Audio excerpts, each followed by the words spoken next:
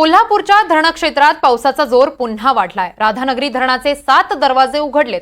सध्या धरणातून 10,000 क्युसेक इतका पाण्याचा विसर्ग सुरू आहे। सध्या जिल्ह्यातील 70 बंधारे पाण्याखाली आहेत। कोल्हापुरातील इचलकरंजी परिसरामध्ये पूरस्थिती कायम आहे। पावसाचा जोर ओसरला असला तरी पंचगंगा नदीची पाणी पातळी सध्या स्थिर आहे। पंचगंगेनं धोका पातळी ओलांडल्यानंतर इचलकरंजीच्या अनेक भागांमध्ये पाणी आलेलं आहे। पूर परिस्थिती निर्माण झाल्यामुळे इचलकरंजीहून कर्नाटकाला जाणारा मार्ग बंद झालाय। आठवडी बाजारांवर ही याचा परिणाम झालेला आहे। जाणून घेऊयात, याचाच आढावा घेतलाय आमचे प्रतिनिधी विशाल पुजारी यांनी। आपण पाहूयात। कोल्हापूरच्या इचलकरंजी परिसरामध्ये सध्या पूर परिस्थिती कायम असल्याचं चित्र समोर आहे। माझ्या पाठीमागची ही संपूर्ण दृश्य पाहू शकतो, जी पंचगंगा नदीला पूर आल्यानंतर इचलकरंजी परिसरामध्ये पाणी आलेलं आहे। अनेक घरं जी आहेत ती घरं पाण्याखाली गेलेली आहेत। हा संपूर्ण जो परिसर आहे तो इचलकरंजीचा शेळकेमळा परिसर आहे। इचलकरंजी आणि शेळके असा हा संपूर्ण मार्ग आहे। या मार्गावर पाणी आल्यामुळे अनेक जनजीवन जे आहे ते विस्कळीत झालेलं आहे। ही संपूर्ण आपण पुढे जी दृश्य जी पाहतो ती इचलकरंजीमधल्या महावितरण विभागाचे आहेत, ते सुद्धा सध्या पाण्याखाली गेलेल्याचं एक चित्र समोर आहे।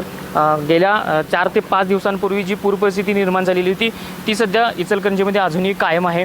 अनेक ठिकाणी मार्ग जे आहेत ते बंद झालेले आहेत। इचलकरंजीहून कर्नाटकला जाणारा जो मार्ग आहे तो प्रामुख्याने बंद झाला आहे, त्यामुळे कर्नाटकशी संपर्क तुटला आहे। त्याचबरोबर कोल्हापूरला जाणारा कागल मार्गे जाणारा जो मार्ग आहे तो देखील बंद झालेला आहे। हुपरी रांगोळी या ठिकाणी जाणारा जो मार्ग आहे त्या ठिकाणी पाणी आल्यामुळे हा देखील मार्ग बंद झालेला आहे। हा जो संपूर्ण आपण परिसर पाहतोय तो शेळकेमळाचा परिसर आहे। या ठिकाणी अनेक जनावरे देखील होती, अनेक नागरिक होते, त्यांचं देखील वेळीच स्थलांतर करण्यात आल्यामुळं जी हानी आहे ती वित्तीय हानी असेल ती देखील टळली। त्याचबरोबर या ठिकाणच्या ज्या नागरिकांना इचलकरंजीतले घोरपडे नाट्यगृह आहे त्या ठिकाणी स्थलांतरित करण्यात आलेलं आहे। अनेक नागरिकांना स्थलांतर केल्यामुळं जीवितहानी आणि वित्तहानी जी आहे ती टळलेली आहे।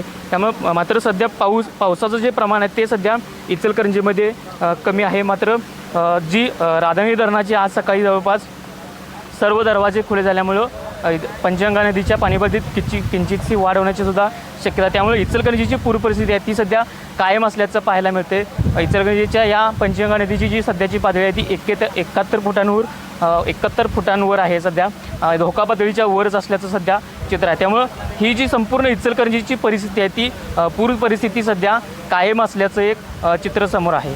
विशाल पुजारी, NDTV मराठी, कोल्हापूर।